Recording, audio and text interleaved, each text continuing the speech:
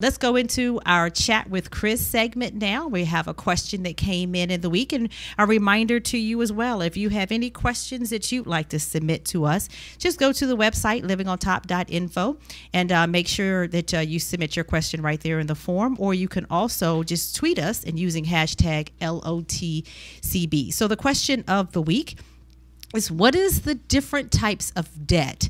And they wanted me to specifically talk about secured versus unsecured debt. So as we are thinking about debt, secured or unsecured, immediately we think about things like our houses or our cars. Those things that if we don't pay, we won't play.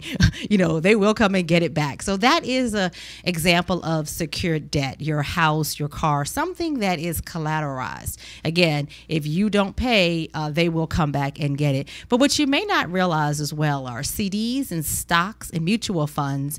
They're also considered secure type of debt. That's something that potentially you put up as collateral, and that debt can be seized. Unsecured debt is debt that you have that is based solely on your credit worthiness. We typically see that in credit card debt. So, credit card debt or something like that, that is just based on your credit worthiness, based, evaluating your risk. That's unsecured debt. Now, one of the biggest questions that I get regarding secured and unsecured is also about credit cards. So let me give you a tip. If you need to build credit or establish credit, secured credit cards are a great way to do just that. Secured credit cards, they are based on what you give the bank. So basically, a secured card is secured against your collateral. That's the down payment that you gave the bank. Okay, but from a credit perspective, the way that your credit is calculated, it doesn't matter. The credit system doesn't care whether it's secured or unsecured.